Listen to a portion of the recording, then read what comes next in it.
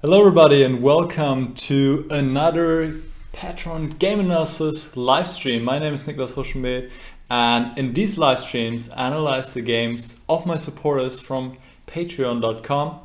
So today we have 3 games we're going to cover. I'm going to analyze these games and based on the mistakes of the players I will give tips and advice and hopefully provide valuable and helpful insights so that you can improve your game in the future. So before we get started though, of course as always I need to check, can you see me well, can you hear me well? And I also would like to take a moment to thank my supporters and give a little shout out here. So give tip, alright, first of all I have to mute the sound, that's very important. And then let's give a shout out to some people. I already saw Mario is in the chat. Mario, unfortunately today I don't have a game of you. Maybe you just didn't play anything in the last month, but feel free for the next month to send me 2 games and then I'll cover them both. So Mario, thanks for continuing to support me. Muchas gracias. And then of course we have Ian. Ian, we'll see your game in a moment. Thank you so much. And well, I hope as always to provide valuable insights today. And then we have Dusty, who I'm not sure if that's your real name. I've not heard from you yet. So if you want to send me a game, or a couple actually, because you've been a supporter for a while, just let me know. But thanks so much, Dusty. And then we have Park Song Bin. Park Song Bin, thank you as well. I really appreciate it. So we have 5 minutes past 7 and I would say we get about started. Let me check the chat. All right, some people here. Hello to Mark, Renee, Rafi, Das Slime. All right, you guys, I think we can get started. So game number 1 we have from King Hunter, and King Hunter was playing with the black pieces. So let's flip the board around. There we go. And see what happened here. D4, E6. And one question by King Hunter is what to do against the improved London system. So the London system, which is pretty much a system where white puts in an F3 bishop and F4, E3, C3, knight B2, very safe setup for white, has gained a lot of popularity in recent years, as it is very solid. White is not risking too much, and on the other hand, rich positions emerge, and you can just play, and you don't need to know a lot of theory. But actually, at this point, as it has become so popular, the theory has developed, and now there are a lot of options, and there's a lot of theory. So what to do against it? So there are many options, as you can imagine. One that I recommend is to play D5, which is standard, to play C5. But now this is the important moment. Here, most people play knight C6, okay? But it's an interesting idea to play with bishop D6. And I think it was first, or I think one of the top players who played first was Aronio, but by now Carlsen has played it, and it seems to be very smart. Bishop G3, now castle, and the point is not to develop the knight to C6, but to develop the knight to D7. Of course, right now that's not possible, that bishop would be hanging. So black starts with queen C7, and let's say white plays the normal move, bishop D3. And now the point is not to play knight C6, then there's d takes C5, black would lose the pawn, but play knight BD7. Now d takes C5 obviously is not a problem, and black is preparing E5, and if you get E5 in without any issues, then you just equalize very comfortably. Of course, there are some options for white, but I think if you look into this, it's not too much work to check. So just check out the top level games. That's usually a good tip if you want to figure out a variation. And then of course check what the computer says as well. But if you put in some time here, I think you'll have a decent setup against London. All right, so let's see what you did. Bishop E7. So you played a rather, let's say, reserved setup here. It didn't take up too much space. Of course it's possible, but I think white gets a tiny bit of an edge here in the opening. b6. Ah yeah, important moment here. I just want to check after d6 your opponent played h3 to stop knight h5, which would get you the bishop here. So your opponent paid attention to that. Bishop b7, tuck, tuck, tuck. All right, now you play d5. Now it just feels like you lost the tempo, right? You played d6 and then d5. It's possible, but still, just, I mean, it doesn't really feel right. So what else could you do? There's the option to play with c5, then queen c7. Personally, I don't like it that much for black because you're always in this diagonal of the bishop, and I don't think it's that great. What I would rather recommend here is rook e8, and then to bring the knight to g6, and maybe bring the bishop back, and then you can still think about, okay, do I want to go e5, do I want to go c5, and you stay quite flexible, okay? So I would just give this as an alternative. I mean, d5 is not a big problem, but it just didn't feel right to me. All right, so d5, knight e5. Now you go c5, which I think is perfectly fine. I mean, there was also the move knight takes e5 here, d takes e5, knight d7. Also looks completely fine to me. And then you can still go c5, maybe even go f6 at times. Should be good. So c5, bishop h2, knight e4. I like this move, it's a good move. Bring the knight forward and have the option of f6. Now f4. And here though you played f5, which is fine. Your position is completely fine because the bishop in h2 is like locked in there. It's not really well placed, right? It's just looking on f4 and it's not in any way participating in a game or doing anything useful, right? So the position is completely fine for black here. But I think f6 was just possible, right? f6, knight takes d7, queen takes d7, and you know what? Now you have the benefit of the strong square on e4, whereas the same is not true for white, right? When you played f5, you also give white this permanent square on e5. Now you didn't. And then, okay, you can play rook ac8, or rook fc8. You can see if something's going on in the c file. You can maybe expand here on the queen side. So there are different options, okay? And looks just very comfortable for black.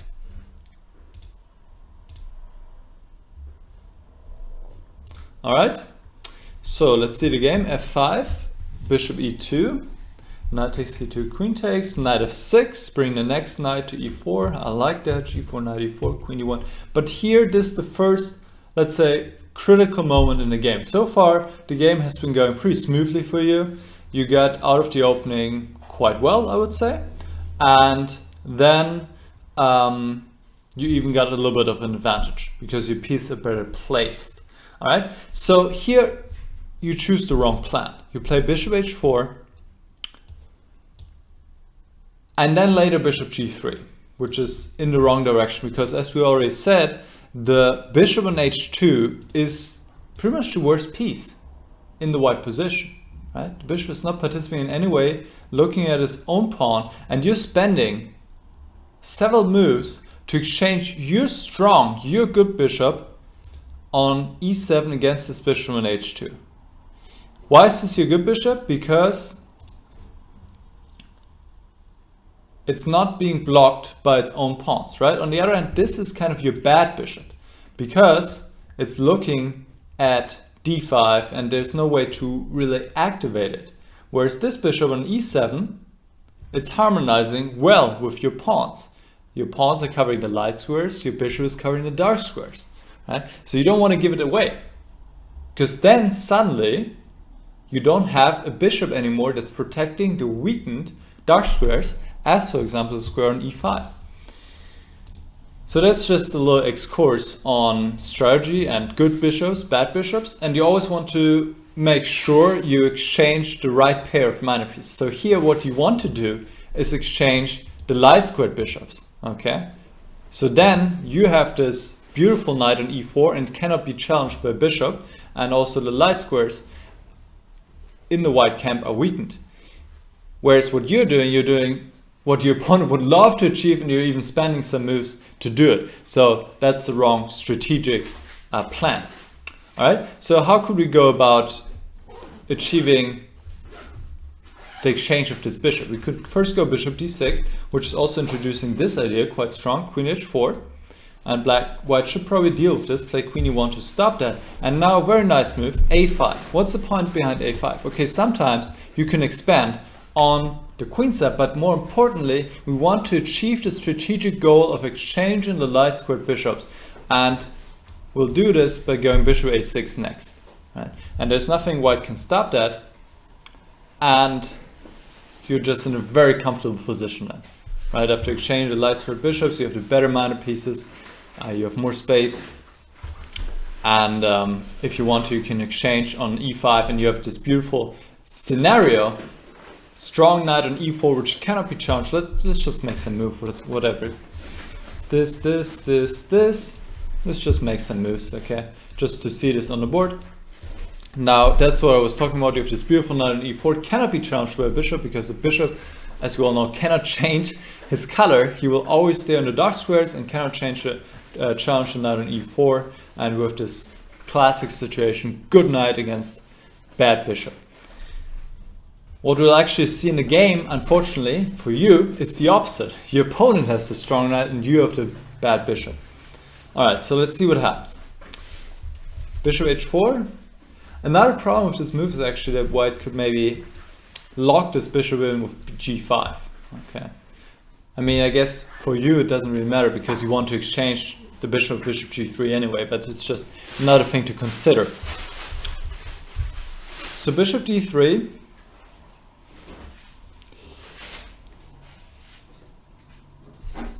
Bishop g3. Okay, now we already talked about it. You just had the wrong strategic plan here. You could still, of course, return with bishop f6. Bishop g3, and now we get to a situation I was talking about, just the opposite, right? White has the strong bishop, you have the weak. White has the strong knight, you have the weak bishop. All right, so that's tough. That's a bad situation to be in, really, because you don't also have any counterplay. If this pawn wasn't here, the situation would be different because your bishop would be active on the long diagonal. But as it is, your bishop is not really actively taking part in the game, and it's just fulfilling a defensive task. All right, let's see how the game develops. I think here you're doing quite well. Rook c8, occupying the open c file. Rook d8, rook c3, takes. Rook c8, nice. b5, a very nice move. I like this move, stopping white from going c4, or at least under worst circumstance for white. Now queen d1, but here queen d1, what does your opponent want to do? He wants to play queen b3. Okay, so what can we do to stop that? Bishop d5, which is the perfect square for a bishop anyway, right? You often want to find squares for bishops where the bishop is protected by a pawn, and then of course the bishop is also protecting the pawn, so it's kind of like mutual, and it's hard to challenge the bishop here. It's protected. Because usually unprotected pieces always can be the target for tactical sequences. So bishop d5 was just a good move, and planning to go queen a3 next, going after his pawn on a2, and actually you have equalized here again, so should be good. For example, a4, which looks like a logical move. Then queen a3, threatening both the pawn a4 and the pawn c3, a takes b5, rook takes c3, and with your active pieces you have equalized. This is equal. All right. Queen a3 is also possible, but then you still have to defend in the endgame. It gets tricky because white plays queen b3, and he's actually improving his pawn structure. Why is he improving his pawn structure? Because from two pawn islands, right? Here he has one pawn island here on a2, and then the other pawn island. It's a big island, I know. There's all the other pawns. So what is a pawn island? It's just a pawn which is cannot be protected by another pawn, right? So the A2 pawn cannot be protected by another pawn. But now it's all one coherent mass again, and the pawn structure is again better for white. So his pawn structure has improved, and he's ready to advance his pawns. The position is still about equal, but you have to be precise here. If you had played bishop d5, it would have been a much easier task. So here, the way to go is to play a5. Okay? And now if c4, you can go bishop d5, which is a nice move, making use of this pin, which is why white cannot take the bishop. The rook would be lost on c1. And if white moves the king, you can go a4. That's the whole point. a4, white has to take, otherwise he takes yourself. And now you can take on c4, right? And you have split up this pawn mass again, and now white again has this isolated pawn on a file, and you also have a pass pawn on c file, and this should be equal. This should be very close to equal.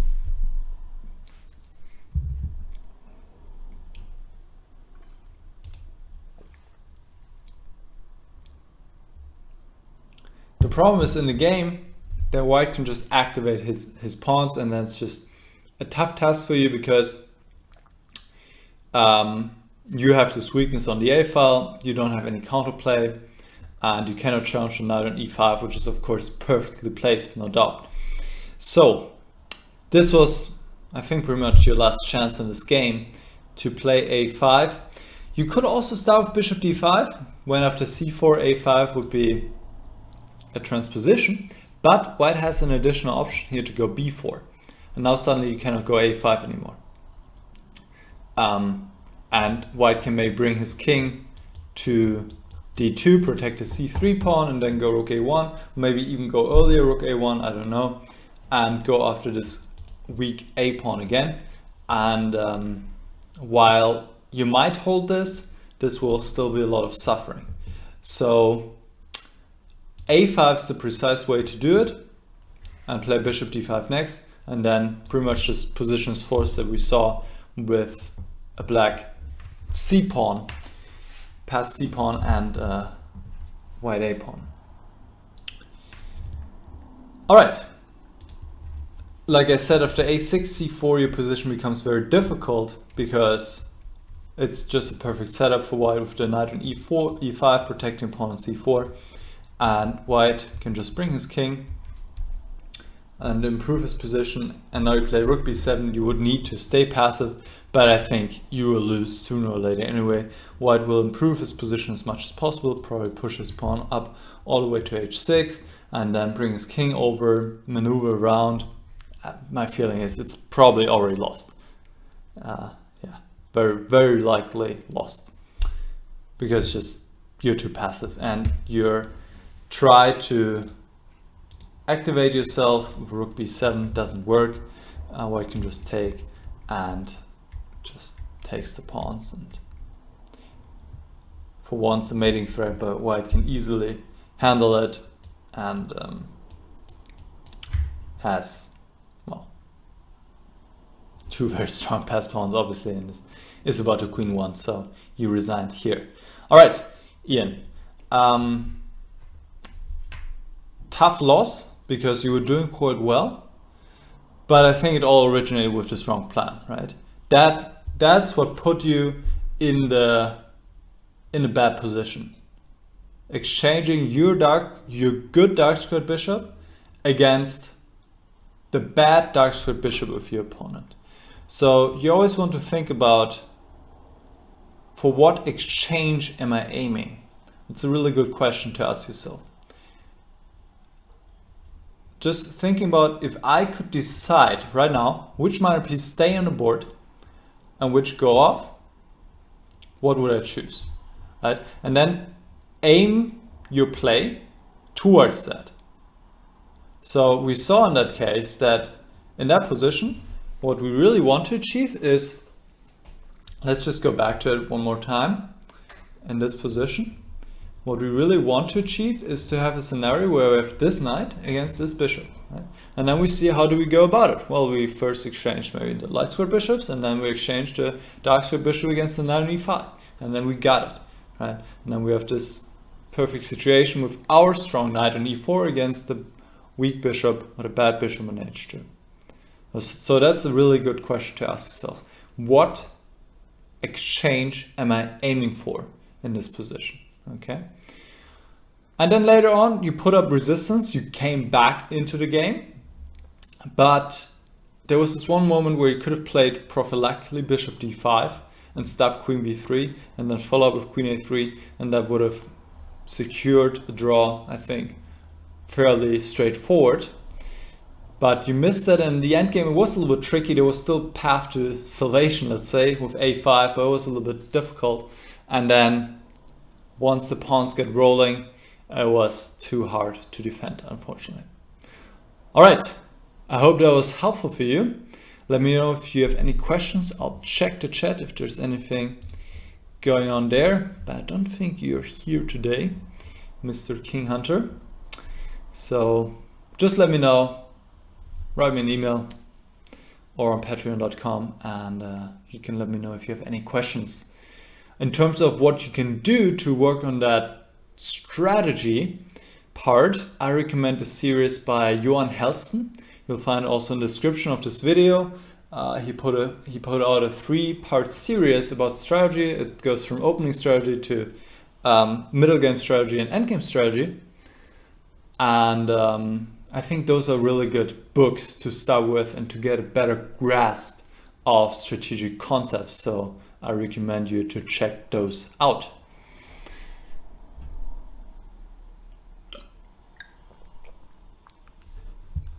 All right, my friends, let's get to the second game. And the second game is by Angry Ape. First time I'm analyzing one of his games today, and actually we have 2 of his games. So let's get started. e4, d6, knight f3, bishop g4. Okay, as you're saying also yourself, you know that this is not the greatest opening setup. In the opening, usually what you want to do is to occupy the center, play d4 if you can, of course, and here your opponent allowed you to do so by going d6. So you can go d4 and then just develop your pieces, your minor piece, castle, and so on and so forth. So you're not really playing it that ambitiously here, going knight f3, and d3 is just not that ambitious, right? So, and you're white, you want to press, you want to move white, you want to do something, and you're like, I'm not trying anything here. I'm just okay with getting a mediocre position, average, normal, and then we'll see. Just try. Why not? Right? Go d4 and see what happens. Knight 6, b3. Okay. Bishop e2. Knight b2, g5, h3, bishop h5. Now you go bishop at b2, which is fine, normal development move, right? We're following this principle of developing all your minor pieces. You're doing a good job of that. But here you had also another move available, which is h4, making use of the fact that black has already kind of weakened himself on the king side. And usually in those kind of positions, after h4, black would like to go g4. But after g4, you can go knight h2, hitting the pawn. And the pawn cannot be protected as it is attacked 3 times and only defended once by the bishop. Black can take on h4, but after g3 he cannot go to h3 because of bishop f1 winning the queen. And if the queen retreats somewhere, I don't know, f6, you can take back on g4, you win back the pawn. But what we'll see here, and as we've also talked about in the first game, you have the better pawn structure now because black has more pawn islands, right? The pawn h6 is a weakness. It cannot be defended by a pawn anymore. So this has improved your structure. You also have this square available for your pieces on f5. It's weakened, and this has been a good transformation. So g4, h4, interesting move, and to kind of loosen up the pawns here. If black just goes bishop g7, you can take on g5, follow with knight f1, and again hit this pawn on g5, and black already has to make some compromises here to his position. So just something to look out for in this kind of pawn structure. h4 is often a typical move to kind of loosen it up and force your opponent to do some concessions. All right, so bishop b2, queen e7. Here you had a good chance, good moment to do something, to win a pawn in fact.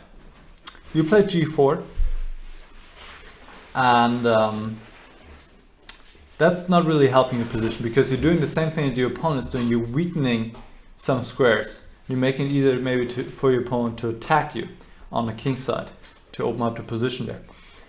You had a very typical strike here, the move knight takes e5.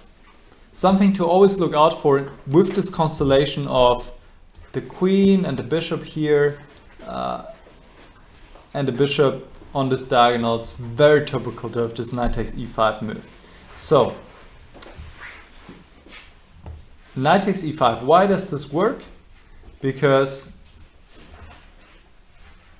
well, if black just takes back, which he has to actually, you can take the piece on h5 and you have won a pawn, plus you have the bishop pair. This is a superb position already.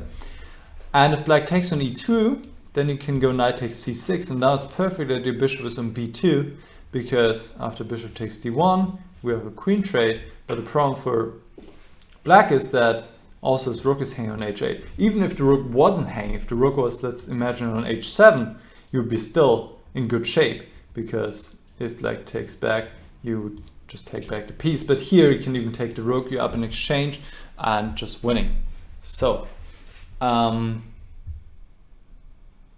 this was possible, and what can I say about this? Well, it's a little bit about experience, pattern recognition, right? If you've seen this motive before, now you've seen it, then you'll recognize it more easily in the future. So it's a little bit about that, and then the other is always just checking those kind of moves, those moves that take something, that give a check, that threaten something, right? Those are my recommendations in terms of how to scan the positions for what moves to look for. You want to look for moves that take something, that give a check, and that threaten something, because those moves, they force a reaction by your opponent. Your opponent has to react to these moves, and of course checks are the most forceful moves of all, because your opponent, he has to react to a check. He cannot just do something else, right? So you always want to check those moves, and here knight takes e5 was one of those candidate moves. What are some other candidate moves, just to go quickly through them? Bishop takes e5, knight takes g5, and what you play, g4. Right? Because it's attacking something, your opponent has to react. Okay. Also, I guess any move with this knight would be a candidate move, because it's attacking the bishop. And often you can just go over these moves very quickly, and in this way you just make sure you don't miss any of those. All right. Besides that, even if there wasn't this move knight takes e5 in the position, you could also just play in the move knight f1 and just go for the weak f5 square, right? Black has played both pawns to g5 and e5. That means no pawn can defend the square on f5 anymore. And you can just try to occupy the square.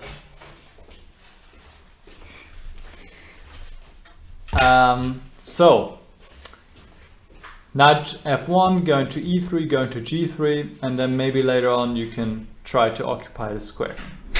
All right? So that was also a good possibility here. All right, let's see the game. g4, bishop g6, knight c4, bishop g7, queen d2, knight f6, castle, b5. Your opponent is playing very aggressively on both sides of the board, pushing the pawns forward, a5. Here you go knight f5, which is possible. But again, this move h4, undermining the pawn chain on the king side and threatening to win a pawn, obviously. And black doesn't want to take, because you take back and you're ready to jump to f5 with the knight. But what else can black do? If he moves the knight to protect his pawn, you have knight d5 as an option, which is quite strong, also opening up the path for the queen to attack the pawn. And yeah, I don't even know what black's supposed to do here. Maybe he has to take on h4, but he certainly doesn't want to. And his attack with a4, it's a little bit slow, yeah? You take on g5. you can just take back on g5. I mean, not much is happening here right now, right? Like black's attacking with one rook. That's not gonna get it done. Okay, so that was just something else to consider. But also after knight f5 you get a nice position. But here you make a mistake, which is not that easy to figure out. Actually, you take with the g pawn. It would have been better to take with the e pawn. Why is that? Because you want to open up the position with d4. And with the e pawn still here, it's hanging, obviously. The knight could take it. Now it's not hanging. You can just go, if he goes a4 like he did in the game, you can just go d4. And that's a general thing to do in these kind of situations anyway. There's this rule of thumb: if your opponent attacks on the wing or on the side, as your opponent is doing here by going a5, b5 and so on, you want to counter by opening up in the center. And here specifically it makes sense, especially because the black king is still in the center and it will not find a safe spot on the board, right? As black has already pushed up the pawns on the queen side and the king side, the king will always be weak and will also be weak in the center. And if you open up the position in the center, of course, you can get an attack going against the king. And if he castles short, you can just play h4 and there will be a mate very soon. Okay, so that's the difference between g takes f5 and e takes f5. Not that easy to see, but if we keep in mind this rule of thumb, we'll get to it easier, right? If we remember we want to open up the center as soon as possible, then we'll more quickly figure out, okay, we need to take back with the e pawn to be able to go d4 then. All right, g takes a4, and now you play h4. Now we've talked about this a couple of times, that h4 is often a typical move, and it was often good in the past, but here it's not good anymore, unfortunately, because what happens is, right now, the bishop on g7 is terrible, right? Bishop on g7 is not participating in the game at all. It's just blocked by its own pawns behind the pawn chain. But by going h4, you allow black, or you kind of force black to activate his bishop and put his bishop on a nice diagonal here, the c1 h6 diagonal. So this is just helping black. What you want to do here as one possibility is to still go d4, in fact, because you also, what I didn't mention actually a moment ago, by playing d4 you're opening up this diagonal, threatening to win the pawn on b5. So this is nice. You can go after this pawn, and after knight takes e4, queen e1, you threaten bishop takes b5, and again it's this theme of opening up the position against the king in the center. Okay. All right, let's see the game. h4, g4, knight h2, h5, right? And suddenly the bad bishop has a task, can come to h6 and threatens to win the queen right now. And actually you're writing that you didn't see this. You played rook dg1, and after bishop h6 you resigned, and then your opponent said, position is so interesting, let's play something else and we'll keep playing. Okay. So yeah, that's also something that comes with experience, and also, like you're saying yourself, one of your great weaknesses is that you look too much at your own moves and too little at your opponent's moves, and you have difficulties when there are too many pieces on the board. You kind of lose the overview of the position. So what can you do to improve that? Well, one thing you can always ask yourself is, what is my opponent threatening?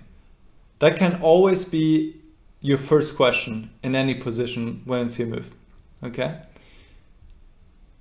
And it will get your mind in the right direction. If you just ask yourself, what does my opponent want to play next? If it was his move, what would be his next move? Simple. And I think that will already help you to see more.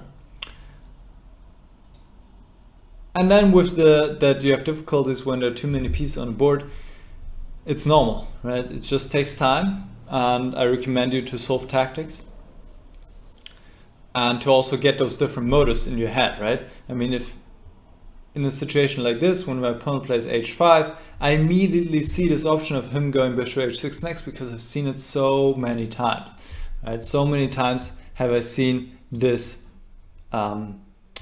this skewer with the bishop on h6 against the queen. It's just pattern recognition again, like I said.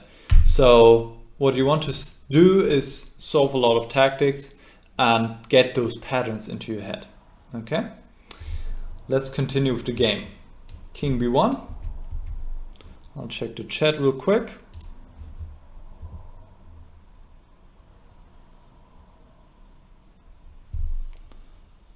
All right, I see Angry Ape is also in the chat. That's great. Let's see. The pawn on e5, e4. Yeah, we talked. I think you meant the position after d4. And yeah, like I said, you can actually give this pawn, but of course this is already like advanced stuff, right? Going back to this position, allowing black to take a pawn of tempo doesn't look that attractive, I know. But you can go queen e1 here and threaten to take on b5 next move. And of course, that's advanced stuff. I mean, you could also play something else here after a4. I don't know, maybe just king b1. It's always like a move that's itching me to play, just because my king feels like the king's better placed here on b1. Yeah. That would be another move. All right, let's keep going. King b1, takes, knight d7, rook c1 is again running into this bishop h6 skewer, right? This time not with the king and the queen, so it's not that bad, but it's still an exchange, and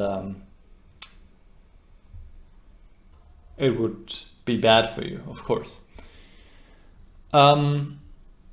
Surprisingly, your opponent also doesn't play it. And he goes knight db8. Of course, still the threat of bishop h6, but okay, you did not see it. The problem with rook hg1 though is that it's just leaving this pawn h4 abandoned. You could play rook c2, which would also go out of this threat, of course, and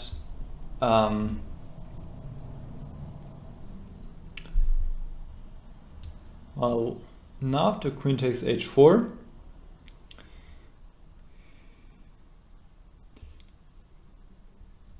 you could probably play queen c1.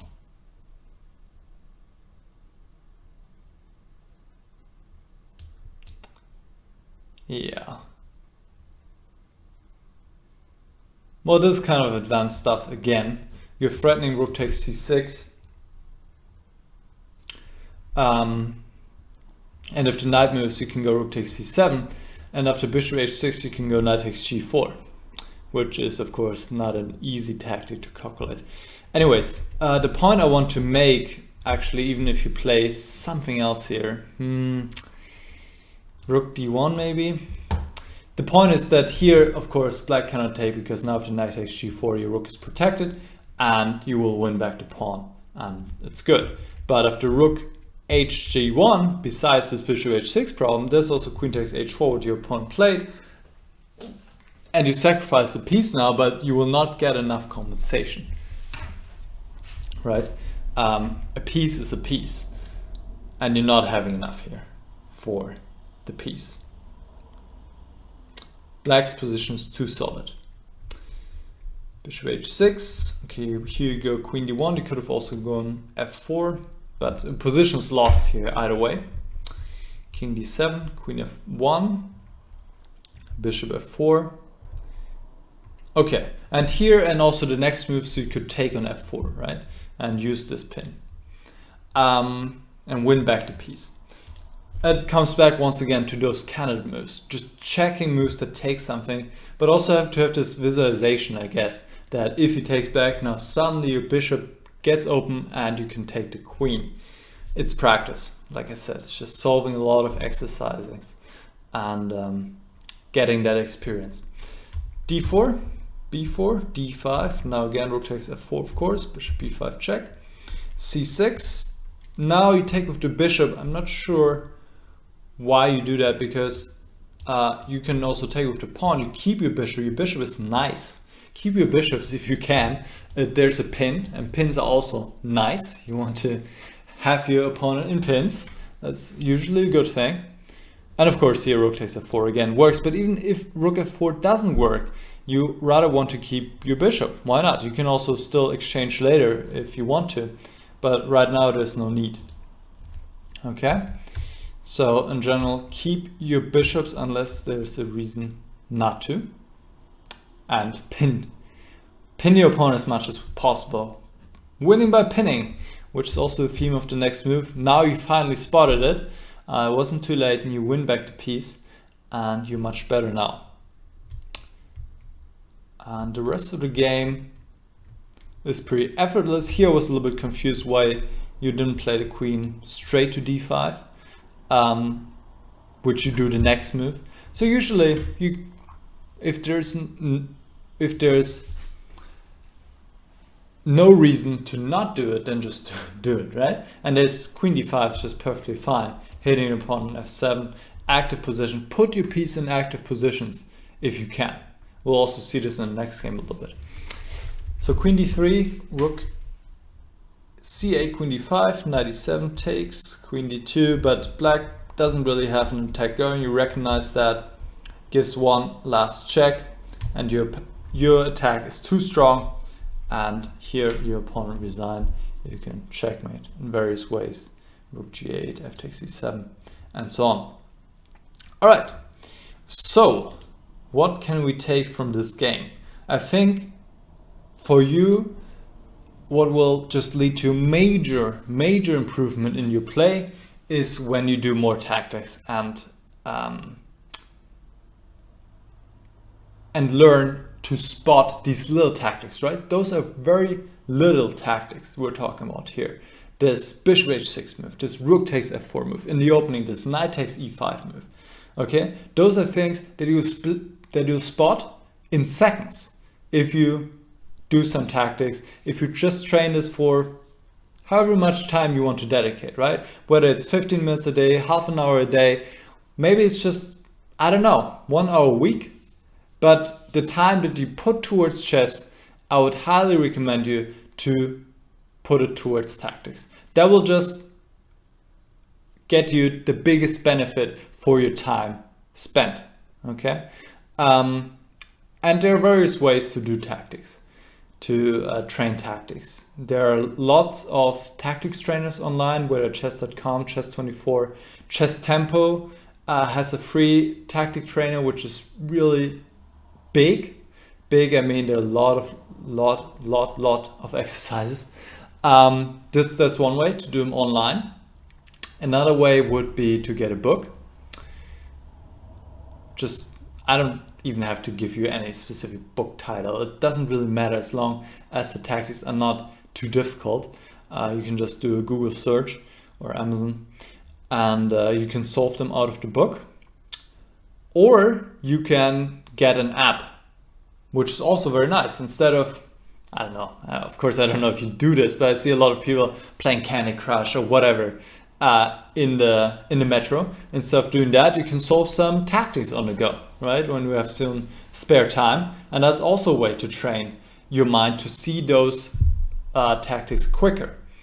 So those are some ways. If you want to put in some more effort, then I recommend that you actually set it up on a board, because that will also train your mind to find those over the board. I don't know how much chess you play over the board anyways, but if you do, then that's preferred, because you will be better at actually finding it in a 3D on a 3D chessboard, rather than if you look at it in a book or on the internet on your phone, where it's always 2D, of course. So that's what I recommend. And now I would say I'll check the chat and see if you have any more questions. All right.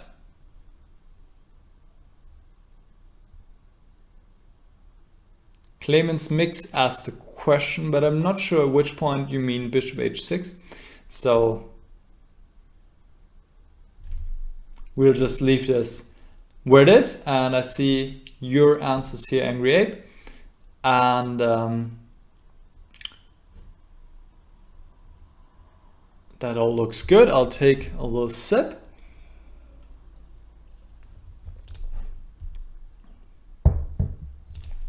And now, everybody, we'll get to the third game. And we have another game by Angry Ape. And we'll actually flip the board because this time we're playing with the black pieces. And this is a blitz game, 5 minutes plus 3 seconds increment. Of course, blitz games, they don't have that much of a... the quality of blitz games is much lower, obviously. And you cannot really put too much weight on them, obviously, as with shortened time, mistakes just naturally creep in. So you play a modern defense, which is fine. It's a decent opening. D5. Now it's actually more like a green felt, to be honest. Yeah, actually it's a green felt. And white hasn't really put a good setup. He goes C5. Now you do the right thing here, B6. Immediately attack the pawn chain. And here you had a good chance to immediately question the white opening concept. And that's, again, pattern recognition. If you see this kind of pawn structure, you can further question it, you can further undermine it, and here white has a problem. Why does he have a problem? Why does he have a problem? Well, he would like to go a3 to keep his pawn structure intact, but he cannot. Because now you take on b4, this pawn is pinned as the bishop hasn't moved and the rook is undefended, and white loses a pawn. So what does that mean if he cannot take? If he cannot play a3, what else can he do? If he goes b5, there are other problems suddenly. You take on c5, open up this diagonal, and it's just game over already. Knight e4, knight takes e4, bishop takes a1, winning the exchange. So I think after a5, white is already in big trouble. If he takes on a5, you can once again take on c5. Not looking good for white. Maybe he can play an ugly move like bishop a3, but that's not what he wants. That's not what he wants to do, right? Now you can still do what you did in the game. Let's say take and now play bishop a6 or play knight a6. I actually quite like knight a6. Put more pressure on c5, and if white takes this bishop, then you have a bishop on a6 stopping white from castling. Looks great for you.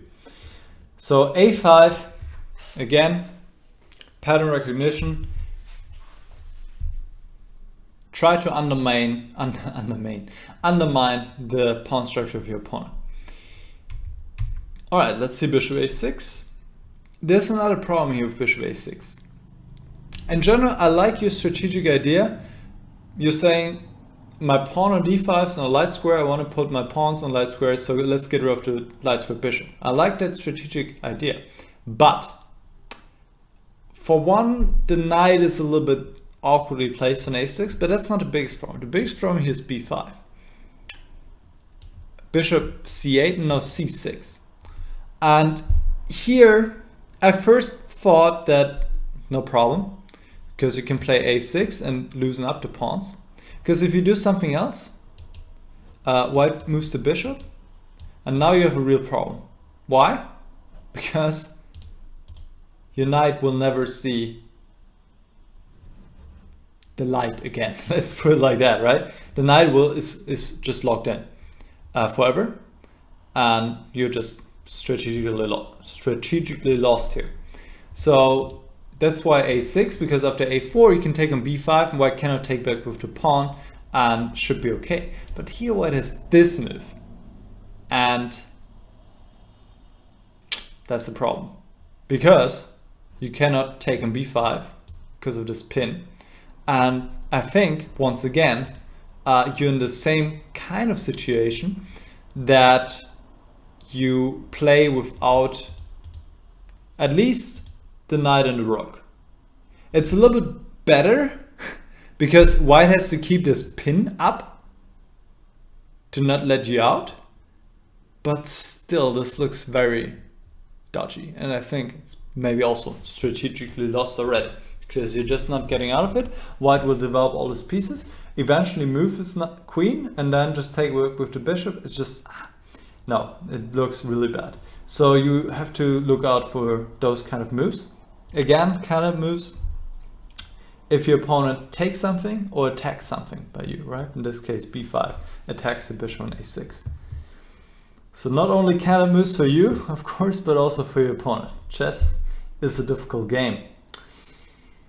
All right, your opponent missed that. He took a3, c6. c6 is fine. The strategical way to go about this position is to take and to go e5.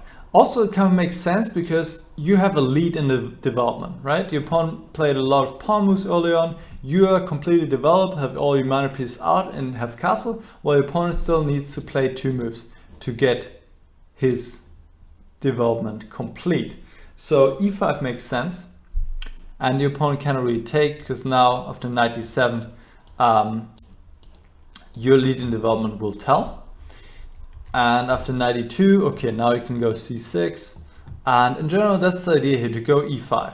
Because then you have the option to either play in the center by taking d4, or sometimes also to go e4 and then later expand on the queen side, on the king side. But of course, you have to be careful about the white counterplay. But without the light squared bishops here, I think that would be also fine. I don't think that white can put up that much pressure here on the b file. All right, c6. So here again, you have this option to go b takes c5 and e5. That will just transpose. e6, castle, knight c7. Yeah, I wasn't sure about this move, knight c7, because it feels like to me the knight is kind of badly placed on c7. Doesn't really have any perspective. Another way to go would be knight b8, go knight d7 back. Okay, and then also to support this push again, e5, which is the way to play in these kind of positions usually. Because where else will you play, right? White has more space on the queen side, so you need to do something in the center. That actually kind of comes back to what we saw in the last game too, right? Here again, white is attacking on the wing, so you want to react to this by opening up the center. Knight c7, a4, and here knight e4 is a mistake. You're saying your goal was to attack the center and occupy it. But with knight e4, you're not attacking the center. You want to attack the center with pawns, so go e5. Open it up like this, and then you can still think about knight e4 later. Okay, that's the way to play this position, as I've said now several times already.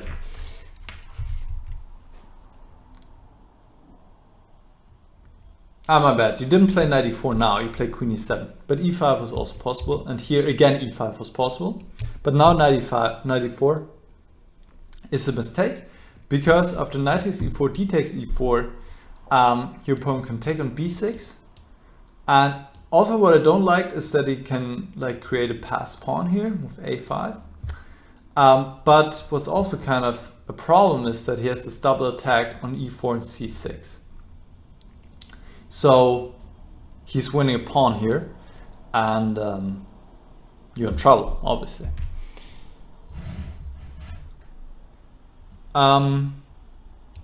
So yeah, this just comes back to tactics and calculation, right? Just always checking those moves that take something and then moves that attack something. It's just always have to check for those, because this is what decides most games, those little tactics. All right.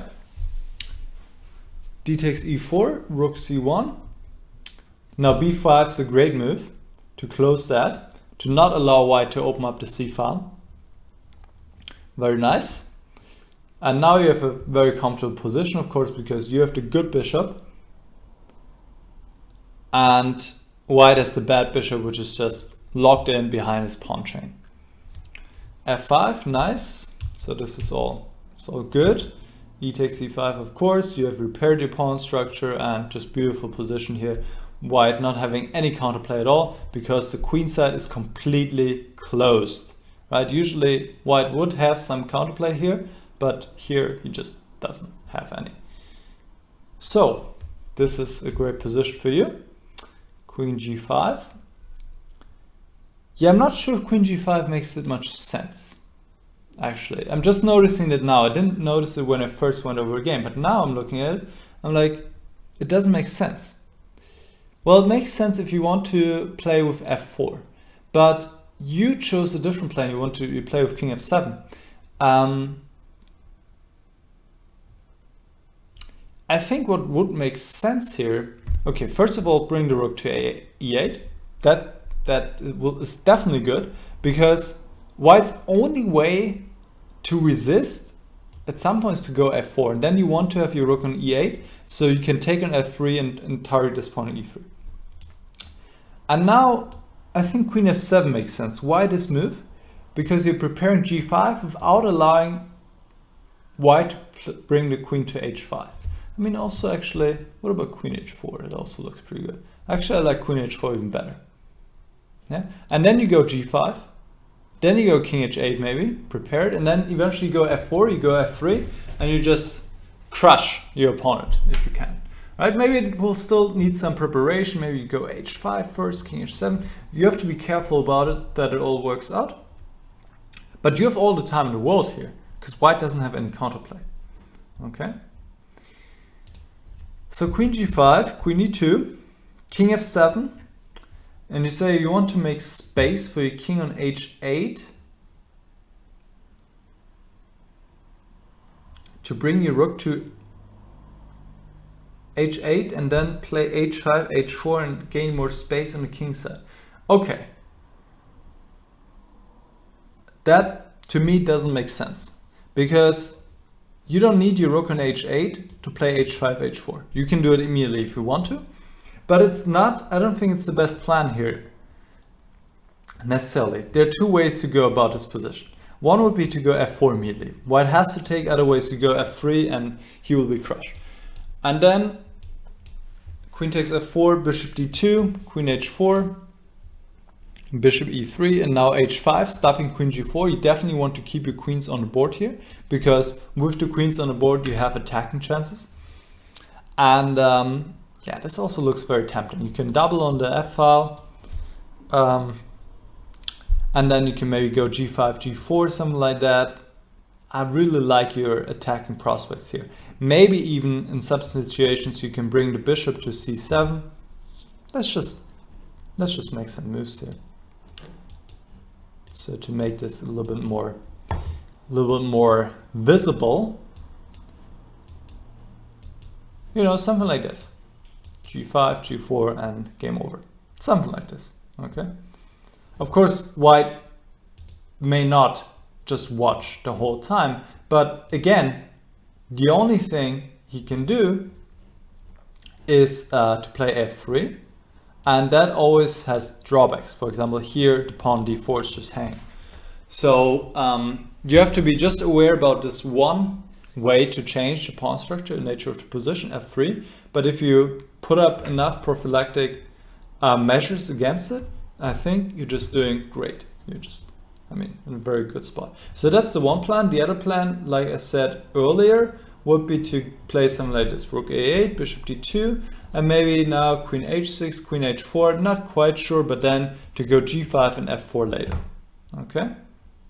Those are the two ways to play this position. King f7 doesn't hurt, but it also doesn't make much sense right now. Okay, and here we see your opponent goes for f4 immediately, and now immediately your king feels not perfectly placed, because there's always maybe something with g4 in the position. Rook fe8. Rook fe8, while it's fine,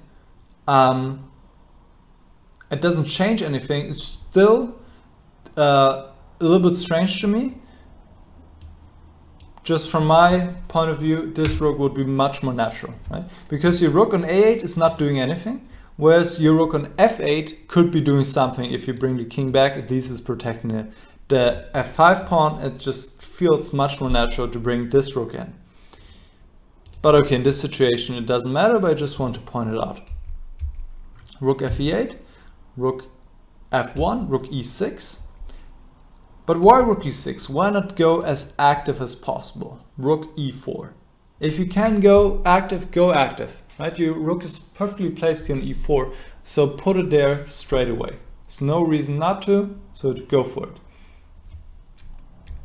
Rook e6. Now your opponent went bishop d2, but even here already he had this option of g4. I don't think it's that great, but it's an option. And now we see why your king is not that well placed in f7. It's more like giving white more options here, okay?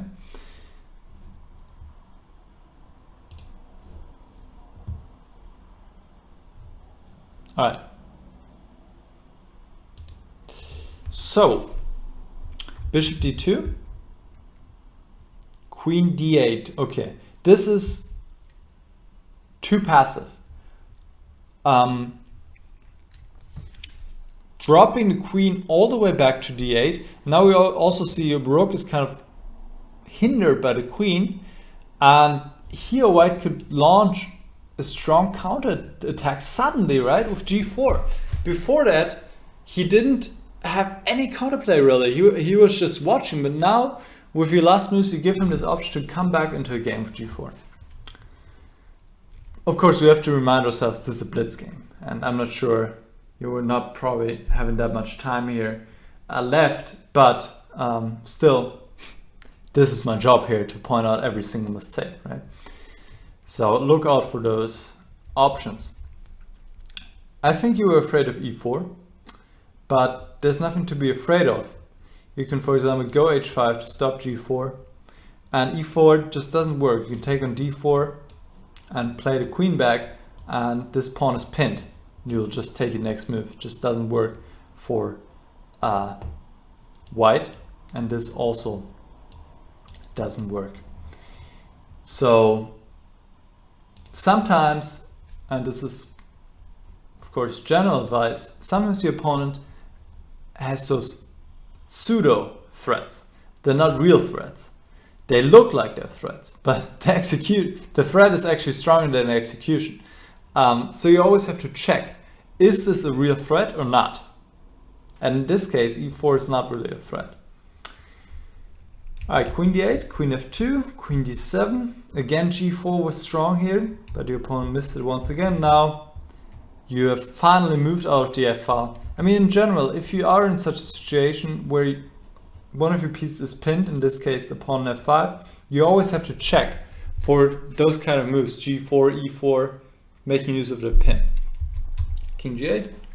Even here still g4 would be good, but okay. Queen g5, rook e4, e8, rook f3. Now you play queen e7, exchanged queens. I think that's fine.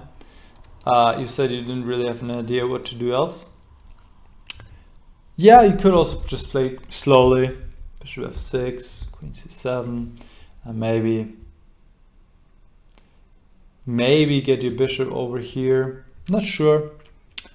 And just play around a little bit. I feel like you can always maybe exchange queens later. Maybe also, that's an interesting plan, but you have to execute carefully, is to bring your king all the way over here. I like that plan, because here your king is safe on b7, and then you can start advancing your pawns and opening up the position against the white king on g1. I would also like that. So this is just a position where your opponent can just only watch what you're gonna do, and you can try to improve your position slowly. All right, but also the endgame I think is offering chances. Takes, king h2, tuck, tuck. Here you took with the rook. I think d takes e4 was also a very good option. I would argue probably a better option. Why? Because gives you this route for the king, right? So you can go king e6, king d5, and your opponent has to go rook c1. If the king comes to c4, I think it's gonna be very tough because king is just too active. The king in the endgame, that's what my coach would like to tell me, is like a rook, the worth of a rook, in terms of it can do a lot, right? In the middle game, you have to keep your king like locked away so it doesn't get mated. In the end game, there's still mating ideas sometimes, but the king has to become much more active. It has to participate much more in the game. And the more active your king is, the better is your position in general. So here, that the rook has to always defend c4 pretty much, I think you have a very good chance to win. Could probably try to open up somehow with f4 at some point. All right, let's see the game. Rook takes, rook f4. I'm guessing you were low on time because here you can just win on the spot. Takes, take the pawn, and move the bishop back. d4, king d5. Also notice that all the, or most of the white pawns are in dark squares. So that means they have to be protected by the bishop, and white doesn't have any targets. This is just completely winning for black. Alright, bishop h6. Now your opponent could have fought on with rook f3, but he exchanges the bishops, the rooks, excuse me, and he goes into this endgame, which is lost. But you still have to be careful not going too far. And I'm not sure why you go king b3 here. Doesn't seem to improve your position, but at this point, I mean, I'm sure you're both very low on time and I cannot really say much about the moves. The problem with king b3 is that you're allowing this d5 move. So one way to win this position is to put your opponent in Zugzwang. So this is a Zugzwang. If bishop e1, you exchange bishops, take on b4. The bishop doesn't have another move available. Bishop c1 you also take. And if king d1, you can come in further. And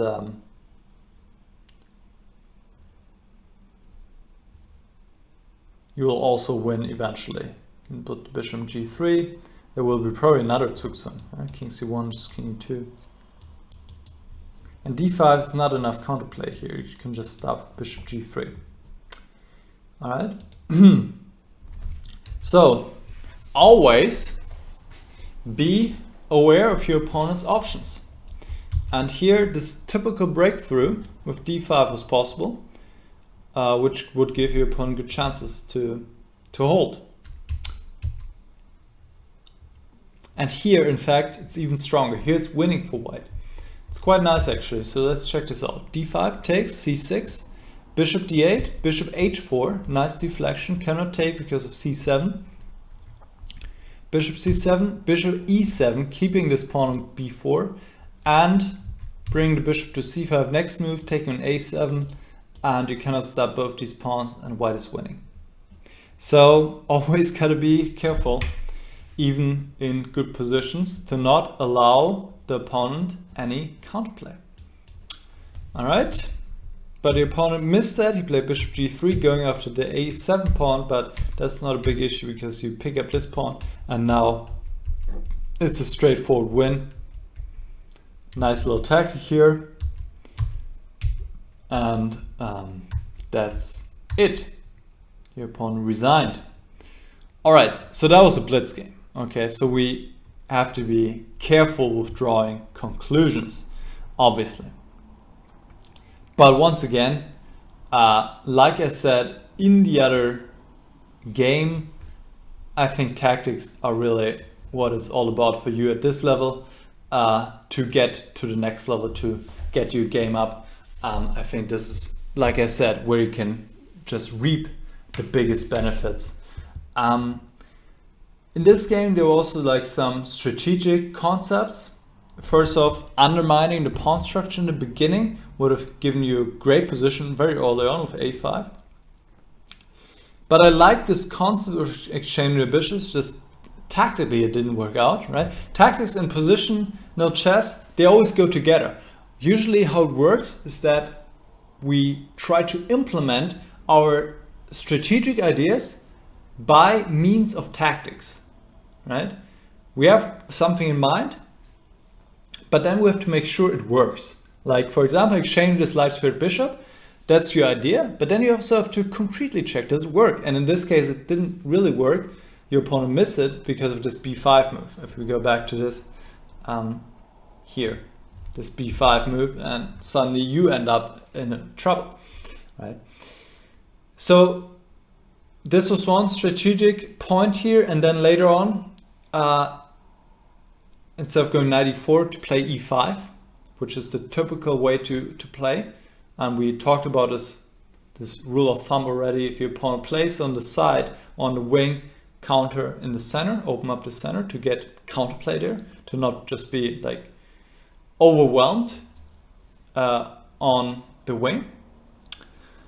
And then there was this one moment where you had to find a plan, and you play king f7, which really didn't do much. It actually more hurt your position later on when your king was in this f file and your opponent had the chance several times to go g4. And there you could have gone two different ways, like I said. But yeah, that once again also comes from experience. So like I said in the first game already, solve a lot of tactics. I already lined out the ways to go about this, and maybe look at some game collections. That could be also helpful, just games by strong players. I have to check in my recommended books list, which is in the description of this video, if there are any game collections in there yet. Let me see right now. Maybe there are some. Otherwise, the one by Fischer comes to mind.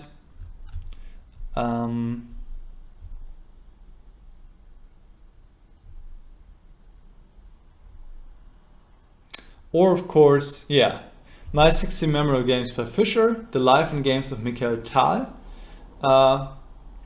or my Great Predecessor series by Kasparov. Those are some great resources to just go through some games, to just get a better understanding, read the comments, and learn from the best and how they went about chess.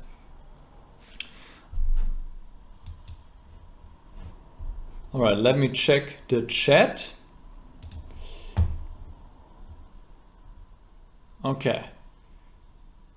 I don't see any more questions from you, Angry Ape. If you have any in the future or anything else, just write me an email. You have my email. And then I would say, I hope this was helpful. Again, with this game at least, I wouldn't put too much weight on it as it was a blitz game. But still, of course, I can give advice based on that. And like I said, tactics is where I would focus most of my time on if I were you. All right, so I hope that was helpful. And thanks for sending in the games and supporting me on my path to reach the top 100. Much appreciated. And Mario is asking a question. Nicholas, which is your next major tournament? Mario, my next major tournament will be the Gibraltar Chess Congress at the end of January, pretty much starting January 22nd.